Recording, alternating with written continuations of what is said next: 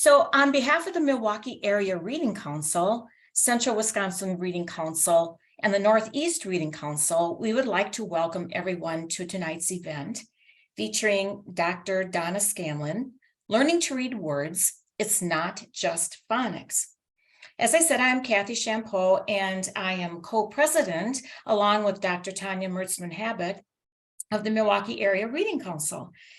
The Milwaukee Area Reading Council and the Wisconsin State Reading Association, which is our parent organization, we're committed to bringing good literacy information to educators. And last month, we hosted Dr. Peter Afflerbach on expanding the notion of the popular science of reading to the sciences of reading. And in the spring, we will have Dr. Peter Johnston, probably best known for his books, Choice Words and Opening Minds, How Our Language Profoundly Affects Children's Learning. But tonight, Dr. Donna Scanlon will help to expand or confirm our knowledge that word learning is dynamic. And in a bit, I will introduce Dr. Scanlon. But first, I have to say how very exciting it is to see folks not only from across Wisconsin, but from 16 other states and Canada. So here's the miracle of the virtual world, right?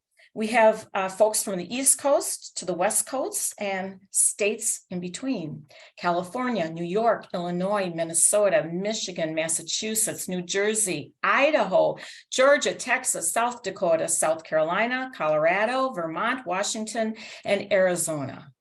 But whether you are from Wisconsin, other states, or Canada, we hope tonight's event is helpful to you.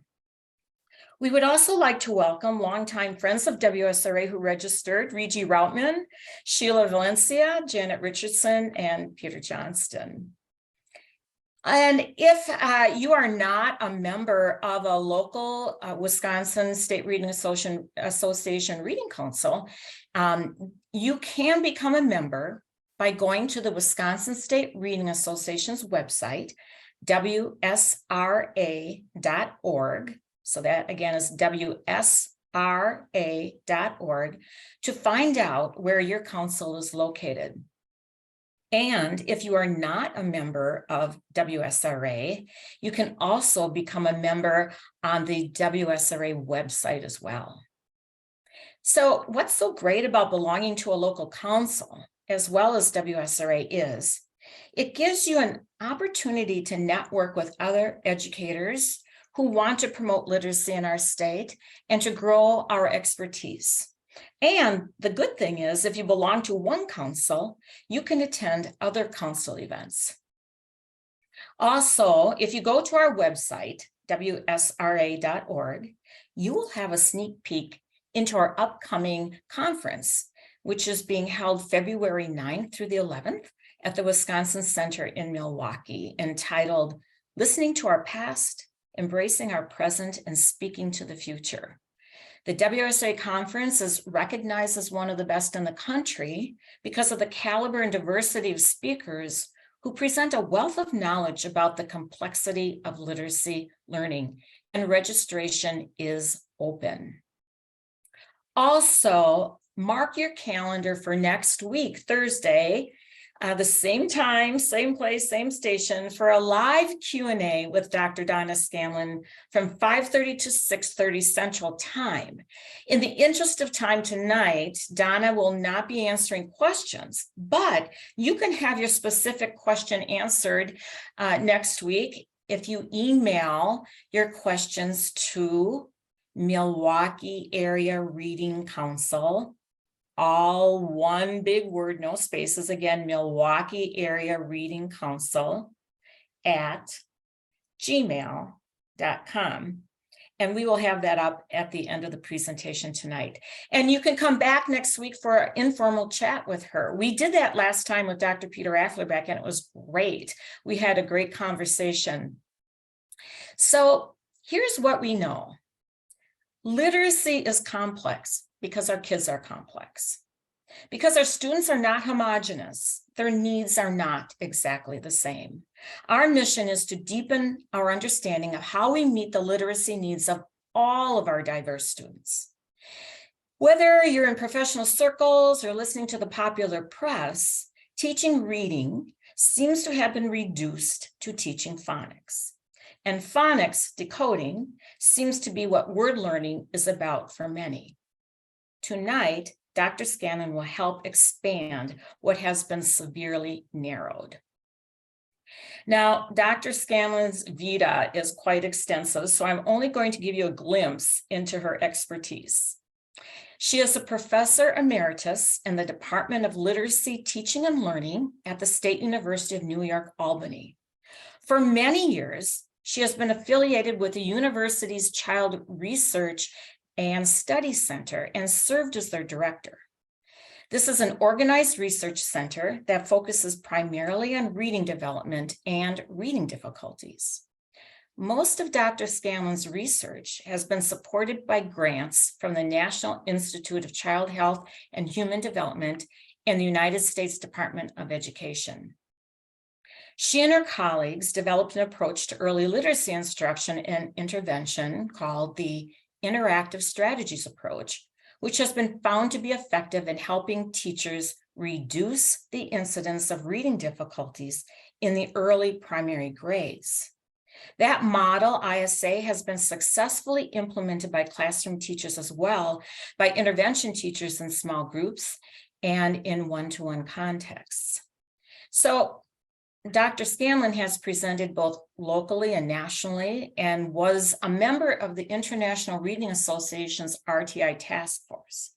But I think what's really important to know about Donna is that she is, despite her vast vita and her research background and all that she's contributed to the profession, she's a kind, unassuming, generous, knowledgeable, and thoughtful individual who is a huge champion of teachers and kids. So the rest of the evening, we're turning over to Dr. Donna Scanlon. Thank you, Donna. Thank you, Kathy. What a nice introduction. I hope I can live up to what you've promised. I am very happy to be able to share with you some of the thinking that colleagues and I have done around the issues of reading and reading difficulties and preventing reading difficulties. I could talk for days, which I often do in our professional development offerings, about the various aspects. Tonight, the focus is on learning to read words, and we could talk about phonics because phonics is important, but learning to read words is not just about phonics, as Kathy so nicely put it. So much of what I'm going to talk about in this session draws heavily on some of the publications that colleagues and I have put out. I'm not going to talk about each of these, but know that you will be able to access this list via a PDF that the organization will be distributing. Okay, so reading and writing are complex processes, as Kathy said. Comprehension and knowledge are the central focus of learning to read and learning to write. So what I'm going to do in the next couple of minutes is sort of develop this notion of reading and writing being complex processes with a model that I hope illustrates some of the complexities. So let's start with just comprehension and knowledge. They're together because they are inseparable. The more you know about something, the more readily you comprehend texts or conversations about that something. So your knowledge influences your comprehension. And of course, your ability to comprehend texts or conversations influences your knowledge. So comprehension and knowledge are inextricably linked. Whoops, wrong way. And they are linked, of course, to vocabulary and language. Comprehension depends on vocabulary and language skills more generally, language structure, for example, syntax. And knowledge is developed through the ability to understand the language, but also the ability to comprehend text influences the development of vocabulary and language. The language that we encounter in written texts is much more complex than the everyday spoken language. So to develop vocabulary and language skills, kids need to be engaged in hearing and reading various kinds of texts. So language and vocabulary and language and comprehension are mutually reinforcing. That's the point of the double-headed arrows, and you'll see double-headed arrows as this model builds out. Experience in the world influences comprehension and knowledge and vocabulary and language development. But again, the relationship is, these relationships are reciprocal. Let's take, for example, learning about, let's say, penguins. If you take a child to the zoo or the aquarium and they encounter penguins, they will, and learn something about penguins in that experience, they will be able to comprehend texts about penguins more readily because they've had that experience in the world. In the converse, if we read a text about penguins to children before they went to the zoo, they would experience that visit to the zoo very differently when they see the penguins in the flesh. And their language would be developed through those experiences as well. They'll add vocabulary such as Antarctica and flippers, and right now I'm blanking on some of the other terms that they would be picking up. But the point is, these are reciprocal processes, they're interrelated. So too, do we have reciprocal relationships with experience with written language? The more kids are exposed to written language and have the opportunity to use written language themselves to engage in writing and storytelling in various ways in print, the greater their ability to comprehend and build their knowledge base. They will learn more about spoken language. They will be able to experience the world in different ways because they've seen how texts are used, for example, to document characteristics of penguins, to go back to that example. So very much a complex process with multiple reinforcing aspects and elements. Of course, understanding print in the writing system is critically important. You can't do many of these things without understanding how written language works. That includes print concepts, phonological awareness, letter names and sounds, word families, the orthographic code, and so on. So there are a lot of aspects to understanding print and the writing system, but you may, and obviously the experience with written language influences that. Experience with or knowledge about vocabulary and language influences that. For example, we know that phonological analysis of words is easier if the kids already have the word that's being analyzed in their spoken vocabulary. So lots of interrelationships. You may be noticing, however, that in my little arrows there, the double-headed arrows, we don't have an arrow that points directly to comprehension and knowledge development. And that's because these phonics skills and basic understanding of print does not influence comprehension directly, but rather it influences it indirectly through the process of word learning and word identification. When kids have the phonics skills that enables them to puzzle through and identify words that they have not yet added to their sight vocabulary, they can then use that word knowledge to build their knowledge of written language. And again, we've got a reciprocal relationship. it obviously, the ability to identify words obviously is a critical component to being able to comprehend text and therefore build knowledge from the text. But also having words, the written words in your spoken vocabulary is critical, because you don't know if you've accurately identified a word if it's not a word that you know in terms of spoken language. Also, more general language skills or language structures matter, because excuse me, because sometimes we need to use the sentence context to puzzle through an unfamiliar printed word, and we'll talk more about that. Fluency, of course, enters into this whole equation. Word identification and word learning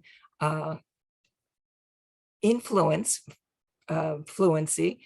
The more readily you can identify a word, the more fluent you can sound when you're reading.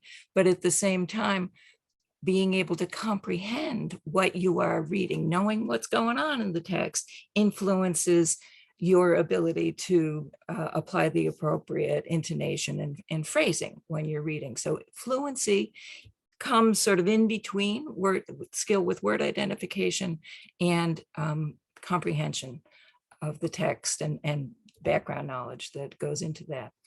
So fluency is influenced by vocabulary and language skills. You to know how language is structured influences how fluent you will sound when you are reading connected text. Similarly, the more experience you have with written language, the more readily you'll become fluent. Kids need to read a lot in order to develop the fluency that is important for comprehension. So a very sort of complicated, complex model that we're talking about. There's one element here that is not on the screen at the moment, but as you'll see by all the double-headed red arrows, this missing element influences all of these aspects of the process. And if we're together in a room, I'd ask you to make some guesses about what's going to come up here, but we're not in the same room. So I will add to the model motivation and engagement. Kids who are motivated, who believe that reading and writing are enjoyable and informative, and have the belief that they can do what is really a complicated process, are going to make more progress as literacy learners than kids who have come to identify themselves as those who are less able. And so we need to be careful that right from the beginning, we help kids to understand that while reading and writing can be challenging processes, they are enjoyable and informative and worth the effort that it may take to become competent with those skills. And part of that involves self-regulation, just being focused and attending to what they need to do in order to accomplish the task in front of them. So it's our illustration of a rather complex process. Now, these days, as Kathy alluded to, in a lot of settings, this whole understanding print in the writing system has taken precedence. It's being treated in some settings as the most important aspect of literacy development. And there is no question but that kids do need to have those phonics skills. They need to understand the print concepts. They need to be phonologically aware. They need to know how the alphabetic principle works. All of that is clearly important, but it's important because of its influence on word identification and word learning. And that's really going to be the focus of what we talk about for the next little bit. And in particular, strategic word learning. How do kids get to the point where they can identify all of the words that they need to know in order to focus their attention on the processes of comprehension and knowledge, which in turn helps build vocabulary and language in general. So that, again, lots of interacting processes, but today our focus is on the strategic word learning aspect.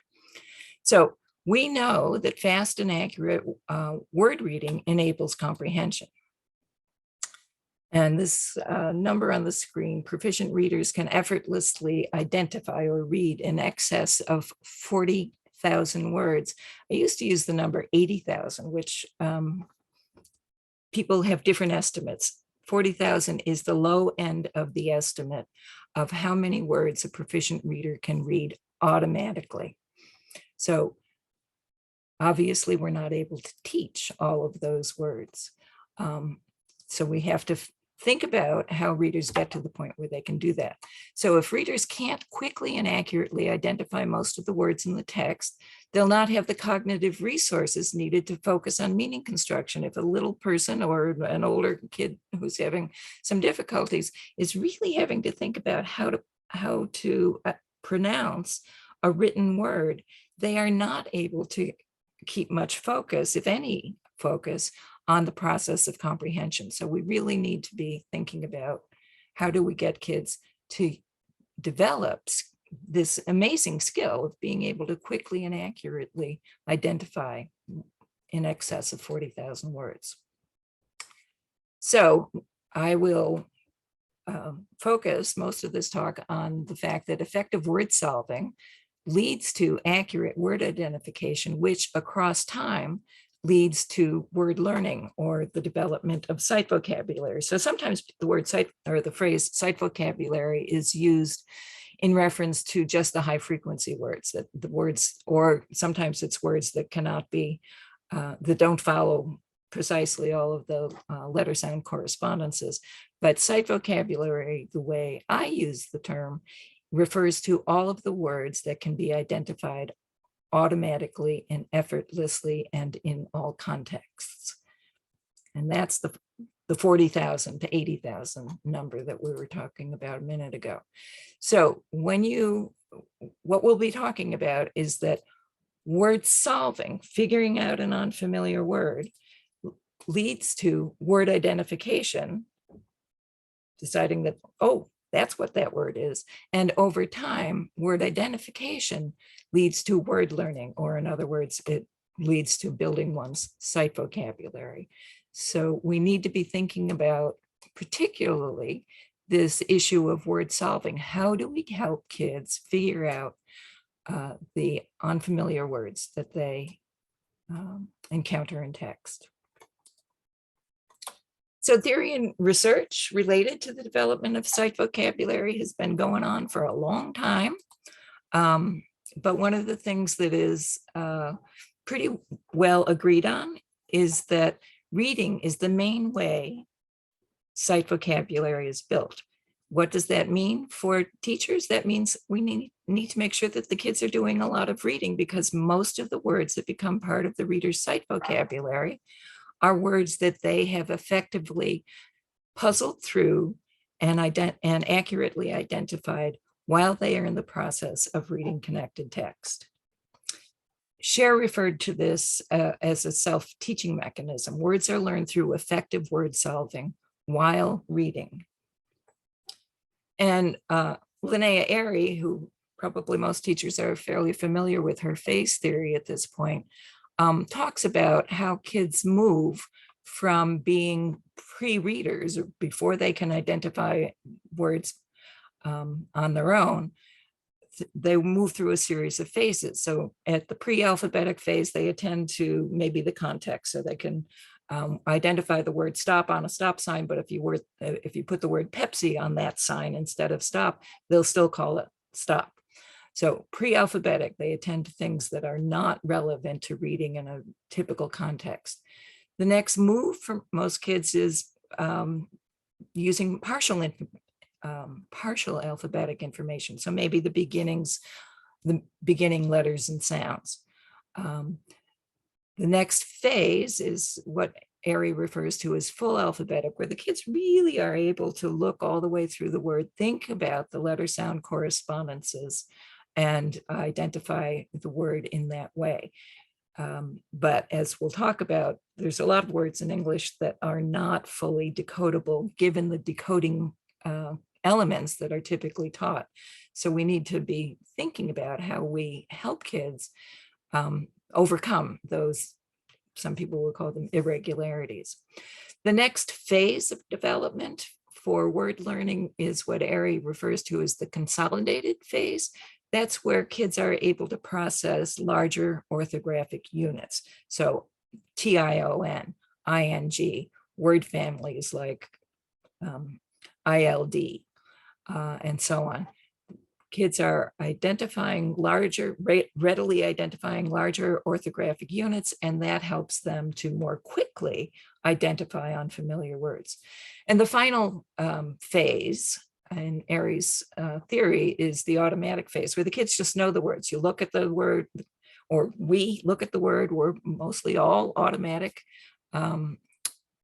word identifiers. And that's where we really want kids to get as quickly as we can get them to that point, so that they can focus their attention when they're reading on the central goal, which is understanding the texts that they read. Okay.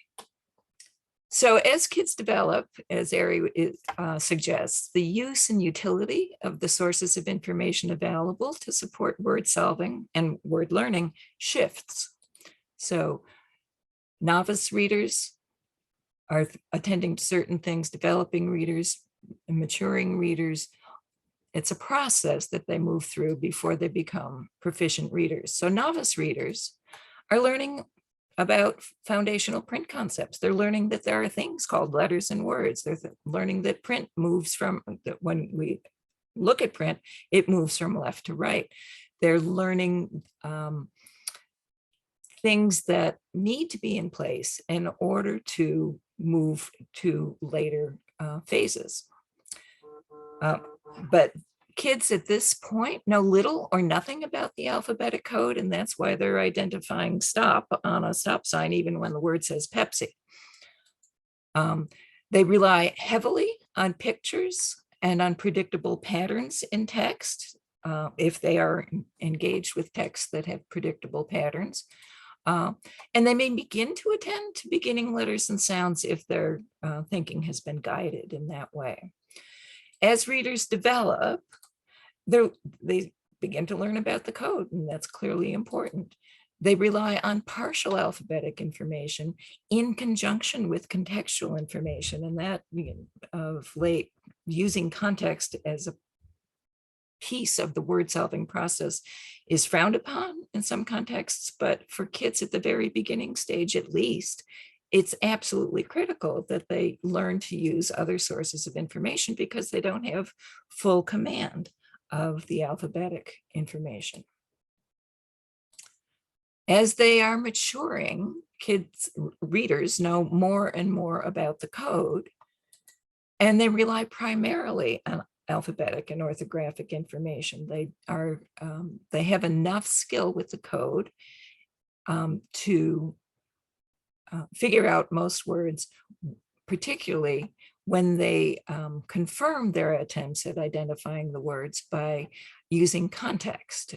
You know, they may have a hypothesis about what that word is going to sound like, but then they have to think about the context in which the word occurs to confirm that the word has been accurately identified. Of course, proficient readers effortlessly identify all or nearly all of the words in the text, and having that ability enables them to focus on pretty exclusively on the meaning of the text. So we want, obviously, to get our readers to the point where they are able to effortlessly identify nearly all, if not all, of the words in the text. So I want to talk a little bit about some of the approaches that kids use to word identification. One is a selective cue approach, which is, in my experience with beginning readers, is a very common way that they attempt to identify words that they encounter. And I'll talk a little bit about that. A strategic approach where the kids use various sources of information to puzzle through and identify unfamiliar words, which we'll mostly be talking about. And then the automatic approach, where you just know the word because it's been stored in memory. So the selective cue approach is a stumbling block for some kids who are at the beginning stages of learning to read. What they do is they attend to prominent word features, might be the size of the word or the shape. Elephant is a really long word, so kids might remember that pretty well. They might notice the two O's in the word look, for example, and that's how they identify the word look. So prominent word features, and they rely on context, assuming the word is encountered in context. But kids who are selective cue users are attending to features that are irrelevant to word identification in typical reading contexts. So they don't attend to the alphabetic and orthographic information, but sometimes selective cues can work if the kids know only a few words and if those words are quite different from one another.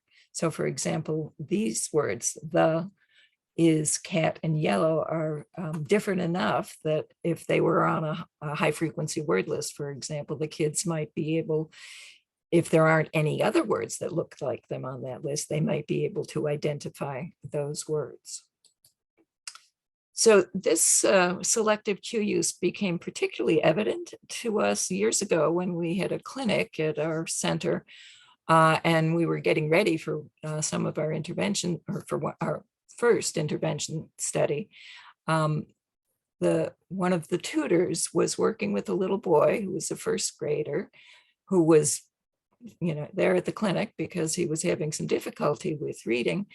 And the teacher would typically do some practice with some high frequency words in preparation for a text that was coming up. So she had this word not, which every time she showed the little guy the word on the card, he automatically identified it. Every time he encountered the word in text, he was unable to identify it. So there we were behind the one-way glass, scratching our heads. Why can't he, if he knows it so well on the card, why can't he identify it in context? And the teacher finally thought to ask him, and he said, it's the only word that has a dot on it. So his understanding of what his job was to speak the word not when he saw the card with the little errant pencil mark on it. He understood that when he saw that card, his job was to say the word not. He wasn't paying attention to the letters at all. So that is, a great example of selective cue use. Instructional implications of that are really quite big when you think about it. If we are using a word wall, for example, for high frequency words, or if we're doing some practice with word cards, it's important that we not give the kids irrelevant cues that they can use to identify the words, right? So ideally, we would have the words written on the same size and color card, using the same color ink, being careful that, there aren't any other sort of cues that might cause the child to identify that particular word. So it was, for me at the time, years and years ago, it was very instructive that, kids are efficiency experts. If there is a way that they can do what they understand their task to be, they will do it, even if it isn't what the teacher is expecting and wanting the kids to take away from the experience. Okay, so selective cue use is, very characteristic of kids at the earliest points in development. What we really want to accomplish with kids who are still learning to identify words is to help them become strategic in word solving. And our instructional and intervention research, we developed what we refer to as the interactive strategies approach. And it's a sort of a goal the approach is organized around instructional goals, and this is a major goal in the interactive strategies approach. And it's that the child will develop flexibility and independence in applying both code-based, meaning thinking about the letters and sounds and larger orthographic units, and meaning-based strategies, and do so in an interactive and confirmatory way. That is to use both sources of information, code and meaning, to identify and learn unfamiliar words encountered while reading text. So the strategic word solving, word learning process is critical because readers need to learn far more words than they than we can explicitly teach. Strategic readers identify unfamiliar words using both the code, so the letters and the graphemes and the larger orthographic units, and meaning-based strategies or context. Code and meaning-based information need to be used in interactive and confirmatory ways. In other words, checking one source of information against the other. So I'm going to walk you through another model to illustrate what I'm talking about here. This is sort of a simplified depiction of the word solving, word learning process. So imagine a child encounters an unfamiliar word while reading connected text, so a word in context. What we would expect the kids to do is to analyze the alphabetic, orthographic, and contextual information related to that word. So, if the child encounters the word 3 or 4 words into a sentence, we want them to be thinking about what the context leads to there. At that point, the reader would determine the likely or possible pronunciation of the word. So figure out what that word might be or what that word might sound like.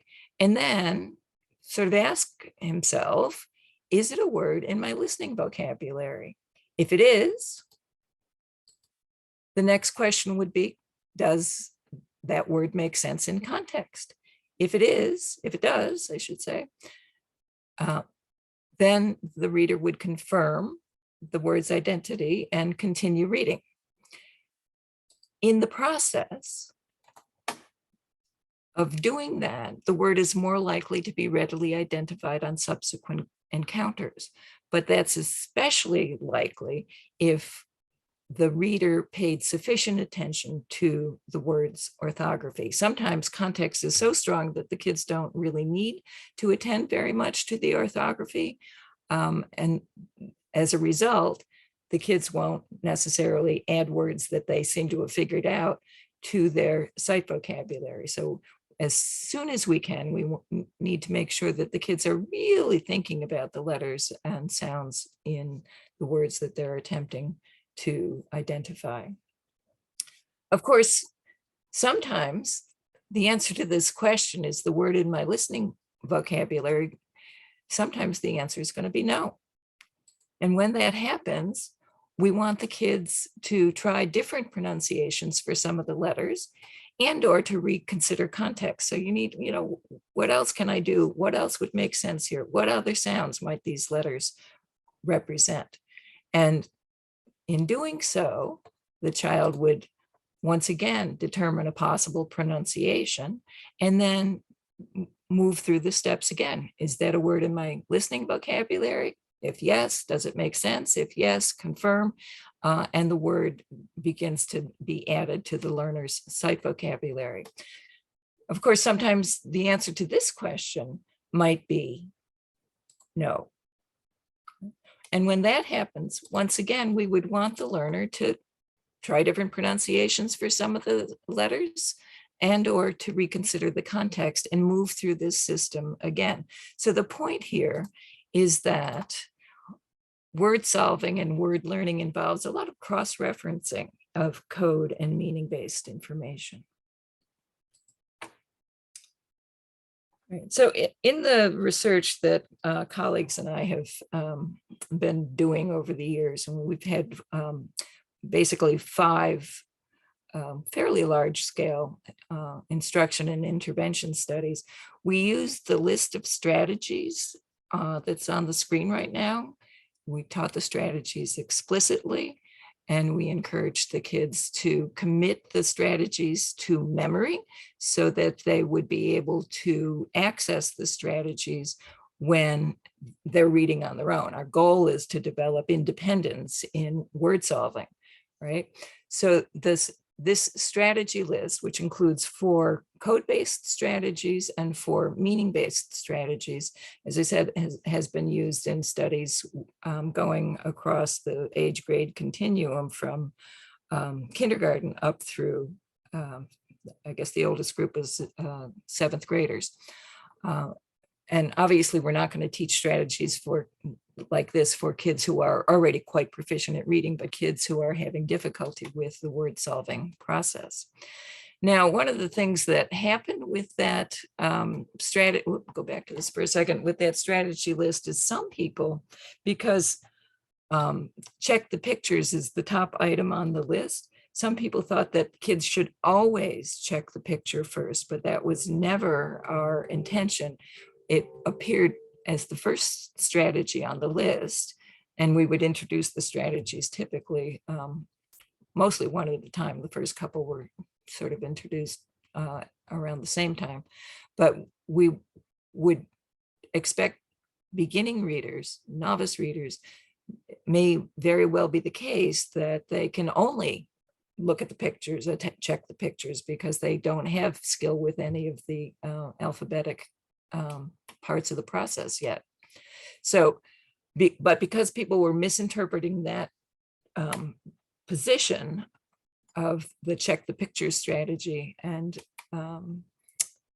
feeling like maybe kids always have to check the pictures if there are any, we decided we had better rearrange the list to make it clearer that we really need to privilege code-based strategies if our goal is for the kids to commit the words to memory. They really need to be looking through the letters, thinking about the correspondences between the letters and the sounds that they represent.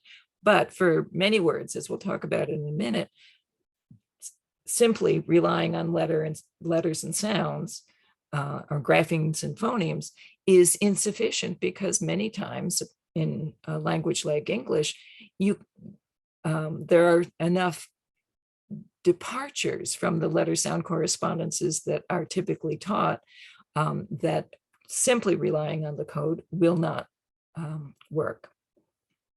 So they need to use other sources of information. We call them meaning-based strategies. Yes, check the pictures. They need to be thinking about words that would make sense. Sometimes reading past the puzzling word is helpful. Sometimes going back to the beginning of the sentence and starting again is helpful. There are a variety of things that that readers can do that can enable them to do the word solving that is so critical to building that sight vocabulary. Essentially, what we're talking about is what David Scher called a self-teaching mechanism. Kids learn words and more words each time they read. So the code-based strategies that I just shared are taught to encourage kids to engage in orthographic mapping, enabling them to store fairly complete word information in memory so that the words can be identified more readily when they encounter them in the future. The meaning-based strategies are taught to help the kids to direct and confirm independent word identification. You need to be thinking, does that word make sense, as the previous model suggested? And does it make sense in context? So we want the kids to be thinking about whether their attempt results in a real word that fits the context. But the meaning-based strategies also communicate to kids that they're supposed to be thinking about the meaning of the text. Sometimes kids who are having difficulty with the word learning aspect of reading, think just about the words. They're not thinking about the message, and that can result in kids getting into the middle elementary grades and beyond, where, they may have gotten pretty good at identifying the words, but they are not attending to the meaning of the text. So we want the kids to always have in mind that what they read should make sense, and encouraging them to use meaning-based strategies can seriously contribute to that. So interactive strategy use is taught to move kids toward independence in word identification, thus increasing word learning and the development of sight vocabulary, moves them in the direction of getting those 40 to 80,000 words in their sight vocabulary.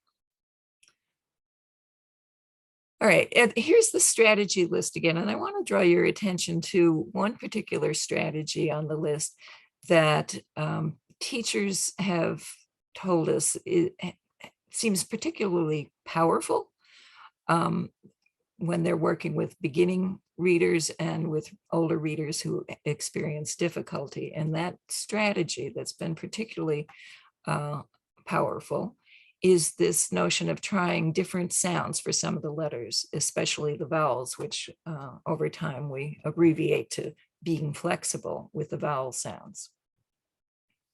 And of late, this idea of flexibility has been referred to as a set for variability, and it's getting a lot of attention in the research literature right now. We've been talking about being flexible with vowel sounds since the early 1990s, but in, I'd say, the last 3 or 4 years, this notion of having a set for variability, being flexible with the sounds and words, has really been a focus of some interesting research. So think about these words for a second. They all have the OVE spelling pattern, but the 3 of them are not pronounced. That pattern is pronounced differently in each of those words. So kids who have learned about the silent E generalization are likely to pronounce this first word accurately, but this word cannot be pronounced in a way that rhymes with drove, nor can this word. So kids need to do something besides just attending to the letters and the letter sound correspondences in order to puzzle through and identify the word. And the most likely source of information that's going to help them figure that out in these particular cases would be the thinking about the context in which the word occurs. Turns out that there are quite a few words where just simply trying the alternative pronunciation of the common sounds. So pint looks like pint, but if you know to try the other sound for the letter I, you're going to identify the word accurately. So too, trying the alternative sound for the vowel can work for the words have and hold and most. So having that strategy of trying different pronunciations for some of the letters, especially the vowels, can be quite powerful. And in fact, teachers have told us over the years that that is probably the most powerful thing that they do for kids who have a pretty good handle on the code, but get sort of stuck on words that don't follow what it's typically taught relative to letter sound correspondences. Another thing that can be useful for kids who are having difficulty with identifying words is letting them know that basically all of the vowels at some point take on the schwa sound, right? The sound of O in brother is the sound of A in about is the sound of E and the sound of A in democracy are the way most people pronounce the word. It's see, so it's So helping kids to realize that sometimes, if you're not quite sure what that word is, sometimes it helps to just try the sound. And of course, we always want the kids to be making sure that their attempts at solving a word fit the context. So the word dove or dove is going to be pronounced differently depending on the context in which the word occurs. Context is often hugely important in enabling the kids to confirm that a word has been accurately identified when it's encountered in context. Okay, so I'm going to share with you a quick little video of a first grader who qualified for intervention. He's had a lot of instruction to help him get a handle on the code, knows how to use context, and he's also been taught that strategy that we highlighted, tried different pronunciations for some of the letters, especially the vowels. So he's learned to use that, that strategy, and he's going to demonstrate for us how that set for variability can work for an early reader.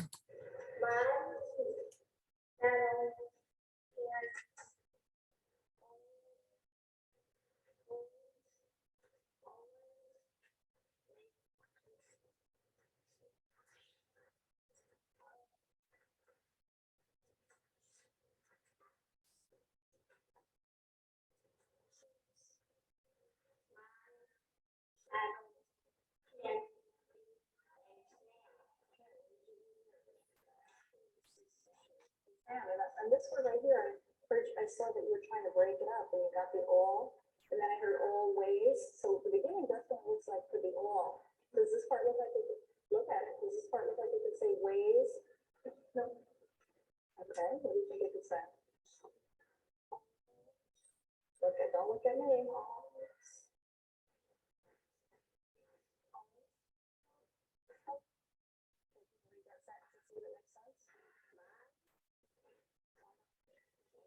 So,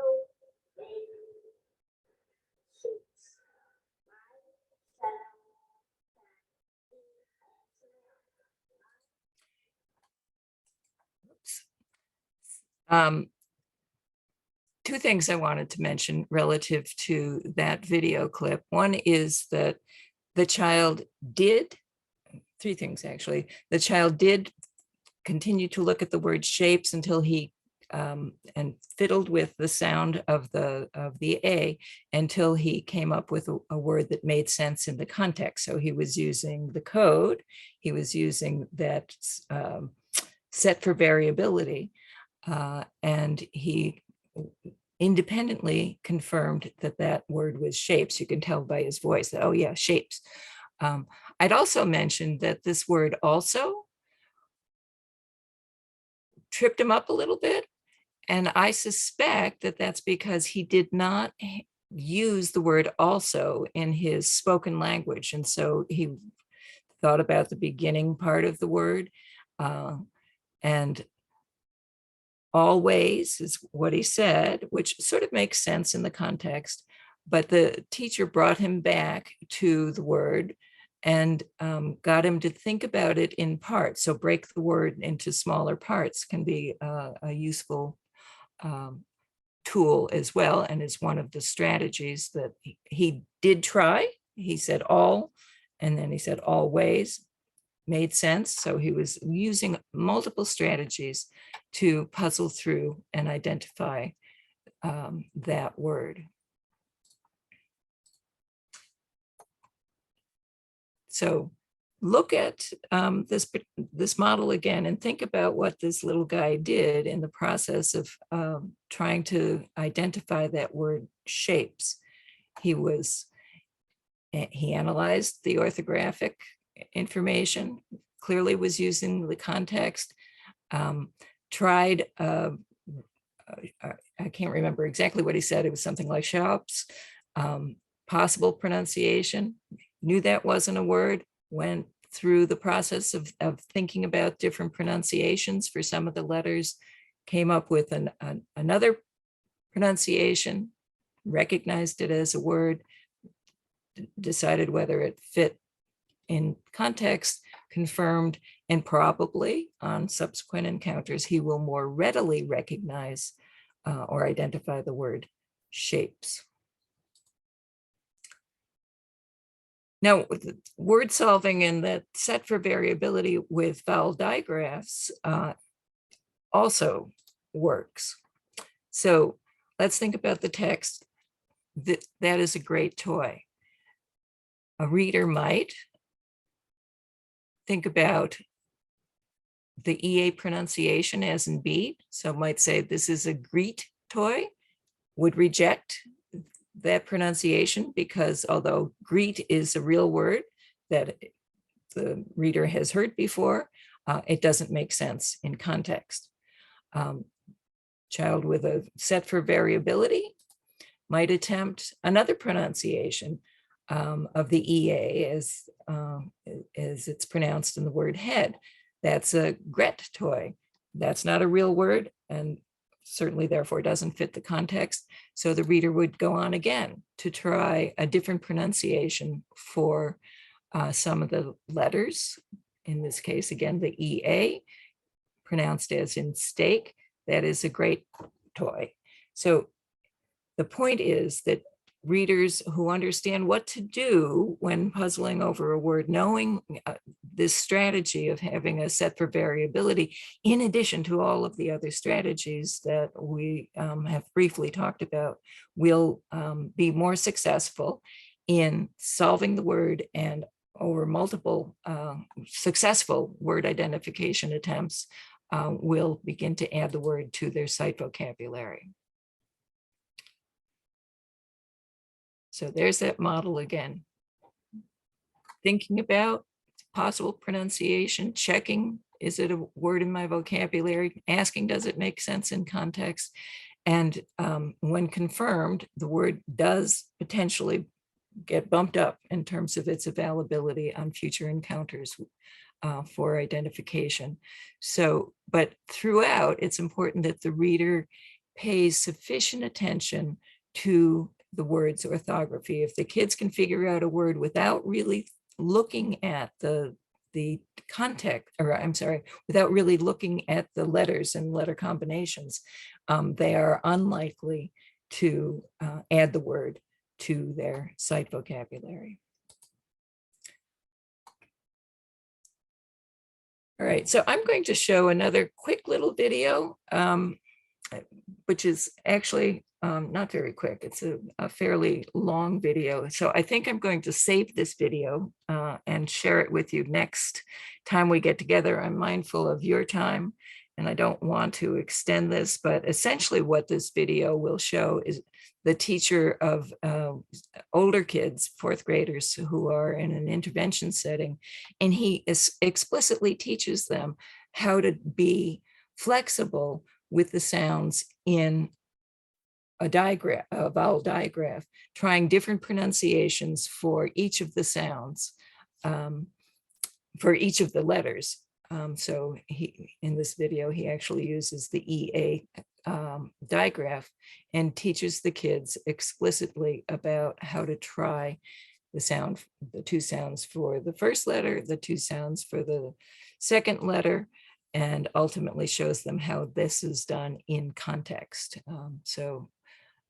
One of the times I showed this video to a PD group, the district administrator said it's the most powerful video she's ever seen of teaching kids how to puzzle through words. So you may want to come back next week to see it. And I'll talk about that too. So one of the things I'd like to wrap up this session by talking about is how teacher behaviors can promote independence versus dependence in word solving.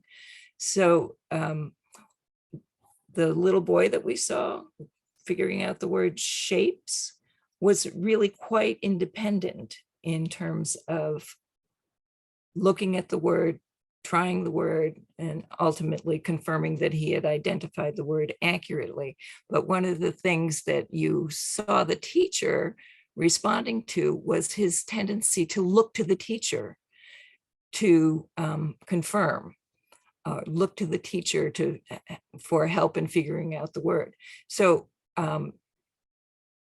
teachers sometimes will respond when the kids look at them by telling the child what the word is, or they may give a partial response, such as articulating the first sound of the word and so on.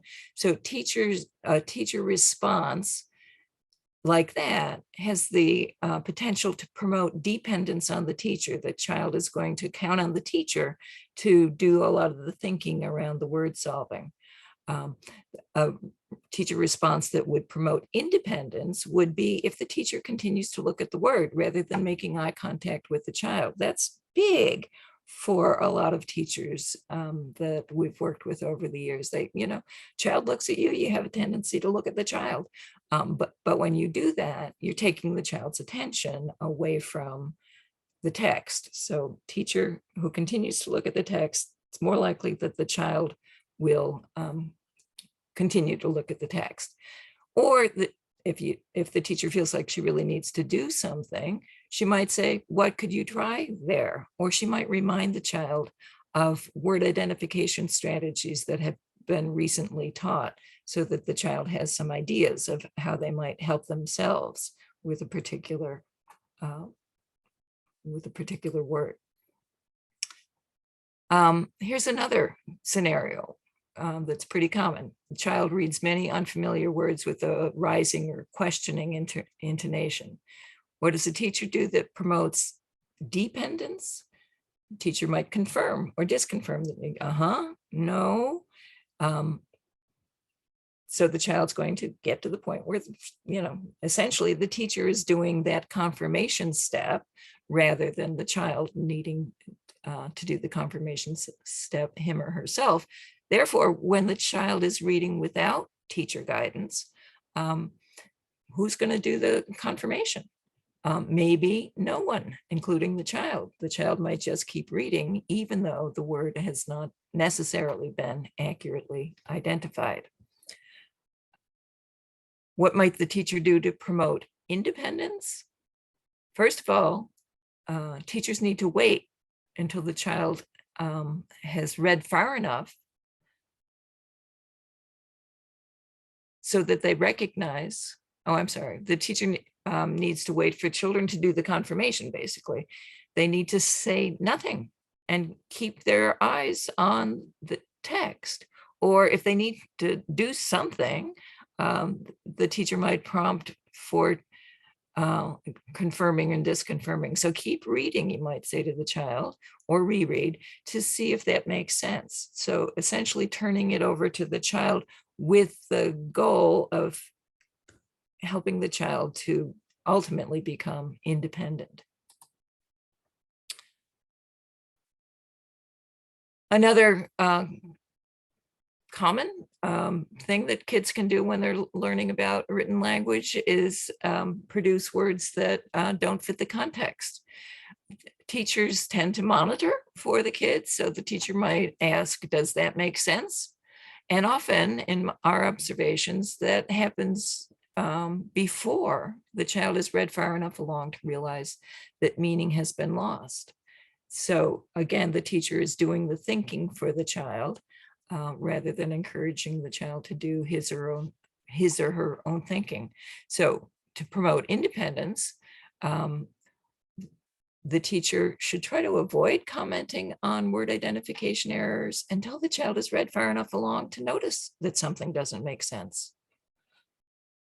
Another thing that might happen when the child produces an incorrect word in context is the teacher says, does that make sense? But many times teachers say that only when it doesn't make sense. So it becomes essentially a cue that means that doesn't make sense. Instead, I would encourage teachers to ask, does that make sense? Both when the word that the child pronounced does make sense and when it doesn't. That makes the question a genuine one rather than a signal that a word identification error has occurred. So I do want to be mindful of your time. So a couple of takeaway messages. One is the ability to comprehend text depends on a wide variety of reader characteristics. Think of that complex model that we were looking at the beginning of this conversation.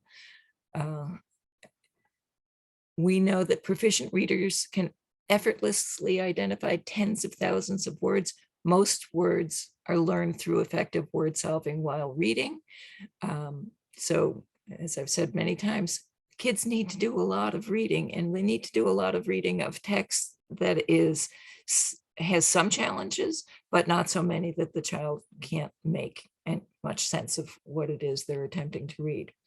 So for beginning readers and those who experience difficulty with the word reading, word learning process, instruction plays a major role. It's clearly important that there be instruction in phonological analysis and phonics, because that helps kids understand the relationships between print and speech, but explicit instruction and guidance in strategic word solving using both the code and the context enables word solving, and that enables word learning if the child has paid sufficient attention to the orthographic code. So lastly, word learning happens in the course of reading. So I can't say this enough. Kids need to read. They need to do a lot of reading with teacher guidance, in partner reading contexts, independent reading ultimately, in order to build that huge sight vocabulary that allows them to devote their attention to the process of meaning construction, the process of understanding the texts that they read. So that's all I have time for today.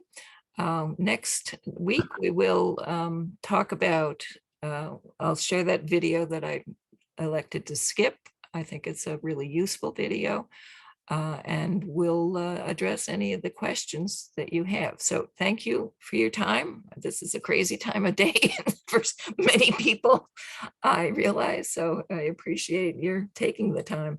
And that's clearly due to your commitment to supporting the development of literacy learners. So thank you very much. Oh, Donna, thank you so much. We are indebted to you for sharing your expertise tonight. She did this gratis for us, and I know that for me, there's aspects that I'd like to go back to. So the good news is this is being recorded and it will be available so that you can play it again and consume the information once more. Also, I have to clarify something and correct something that I said earlier. We want you to submit your questions, but I gave you, unfortunately, our old email. Instead of Milwaukee area reading, it's not the whole word Milwaukee, it's MILW area reading council at gmail.com. And we'll also send that out in an email in case you're confused, because we really do want your questions. But even if you don't have questions, join us again next week, Thursday, 5:30 Central Time. I know that for those of you on the West Coast, that might be a bit early. So again, it will be recorded for your availability. And I can't thank all of you for attending. We had a terrific turnout tonight, and we hope that you will join us again next week when it'll be far more informal and we can have a conversation with Donna. And also thank you for giving up your dinner time. Now you can go and either have a glass of wine, finish your meal, or tuck your kids into bed. And we'll see you next week, Thursday at 5:30 Central Time. Thanks again, Donna.